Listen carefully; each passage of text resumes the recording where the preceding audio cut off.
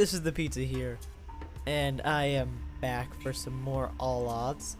That's it, dead girl. But where is this? This is the Texio Swamp in Asitef, and there's a neat feature of the zone that I hadn't previously covered. Was this barricade, which I believe is called the Zastava barricade.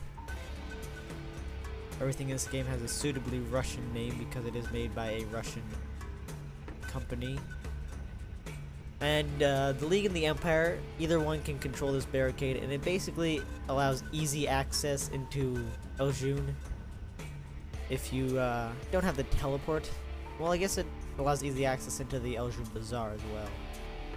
Although it'd probably be faster just to use the portal and get to Kotenli Camp and then go to the Eljun Bazaar. Anyway, speaking of the bazaar, through here is the actual zone of Eljun. Eljun. I don't know if it's exactly how to pronounce that.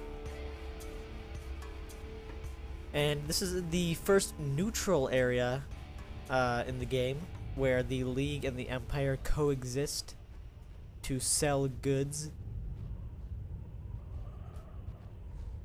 So, you know, this is a cool place, and it's also the first neutral portal, which I just passed the portal keeper. And for the most of this video, I'm not sure if I mentioned this before, but for the longest time I've been trying to get into Laguna Boil. Oh, a little bit of cut there, it's alright. I'll just leave it in. This is a pretty awesome waterfall effect, if I do say so myself. So for the longest time I've been trying to get into Laguna Boil, and I just could not get in. Like, I thought the quest glitched out on me, because as far as I've read, you need to do this quest where you kill the Scorpion King, get his essence, turn it into the quest giver. Quest giver gives you this staff that turns you into a scorpion, and you can go into Laguna Boil, and after you kill the second boss you get the key, and you don't have to use the staff anymore. This is me hitting level 28! Yes! Took a very long time, but I finally got it. And so I thought that quest glitched out on me because I never got the staff, but it turns out there's a second question you have to do, and this is good for anyone who's getting around level 20. There's a quest chain involving a lot of goblins. Apparently it starts at a Yasker agent near the Coral Canyon. There's my scorpion form. It either starts at the Yasker agent near the Coral Canyon or the guard captain, I believe, in 7th Seabed Resort.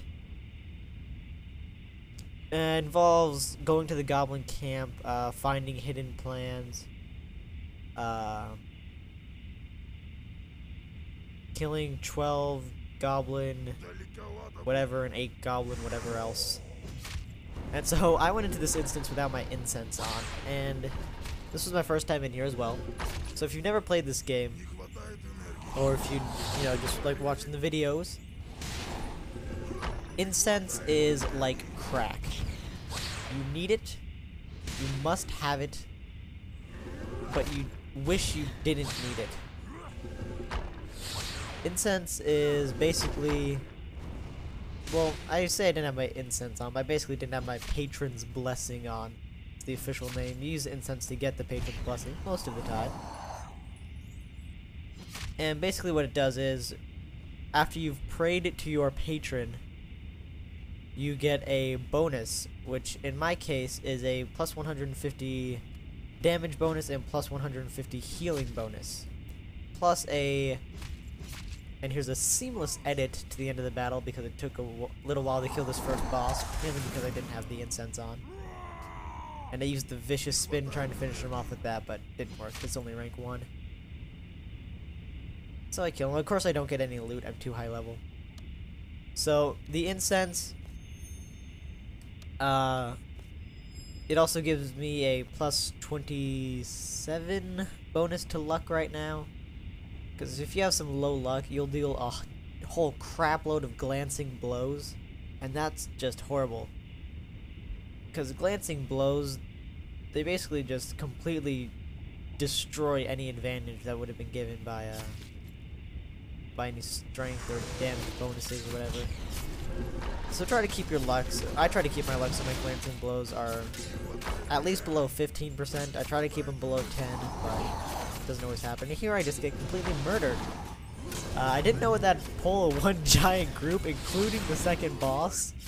So that was my bad. I tried to run out of the instance. But did you see all those effects that were on me? I mean, go back just like a couple seconds. I had a whole row of effects underneath my character portrait. It's crazy. So here I went in the second time with the incense on. You can tell by the glowing symbol in the lower left-hand corner of my character portrait. And so I was like, okay, maybe I can pull this one group. You can't. 5 of them come. So be prepared for that. This is actually probably the toughest part of the instance, except for maybe the final boss. But the final boss wouldn't be too difficult with the group. We'll see why he was difficult solo in a little bit. And so this was right after I hit level 28 as well.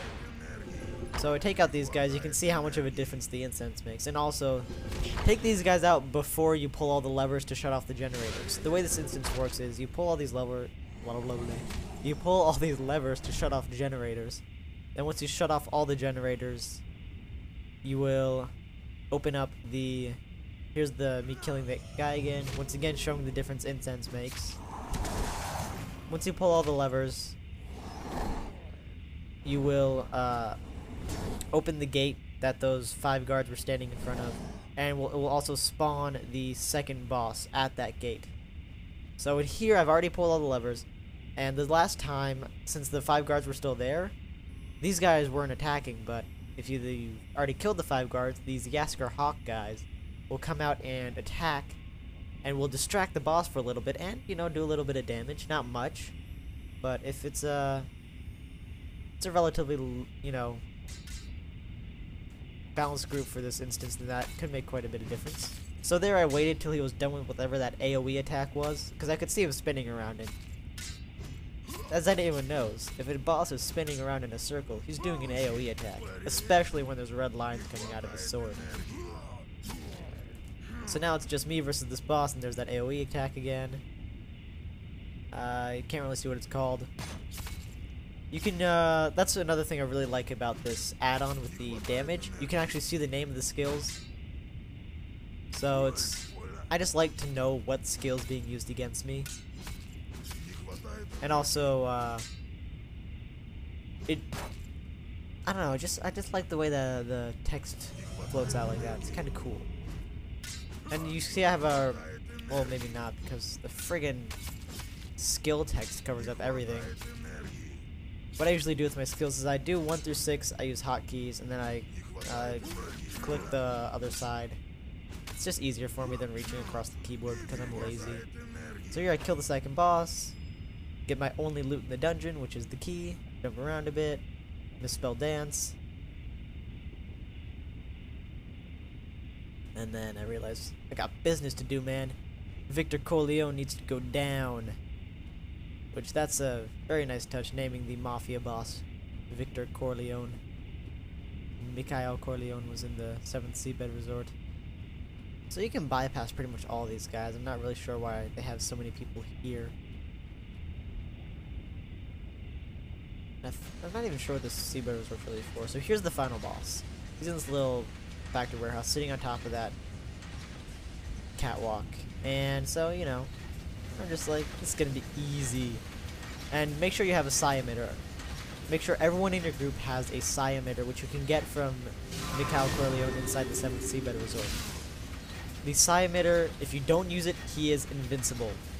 You cannot hit him if he doesn't have a little psi emitter effect you can see right there underneath his character.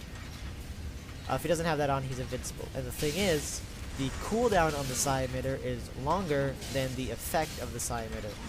So after this wears out, I'm not sure if I actually recorded all of it. I don't think I did. But after it wears out, you'll see that I can't do any damage to him.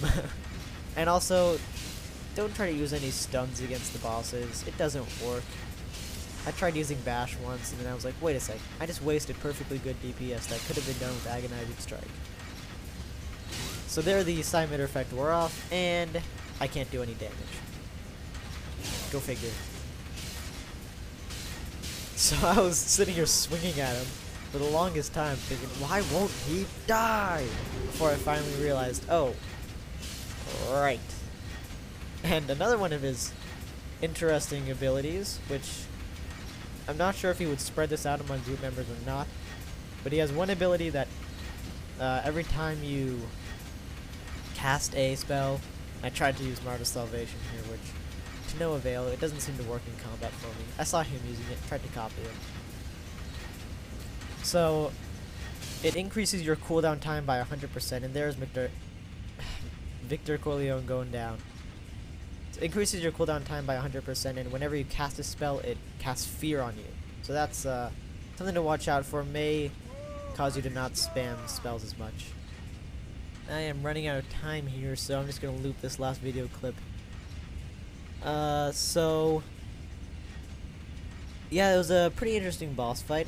The whole whenever you cast a spell, you get fear on you. That was pretty cool. And if you're actually seriously trying this in a group, I would definitely recommend pulling him out of that building and getting him out into the open, which would mean clearing out more of those guys around the area, just so that whenever he fears you, you don't accidentally run into a group and get killed. So that's it for this video. Till next time.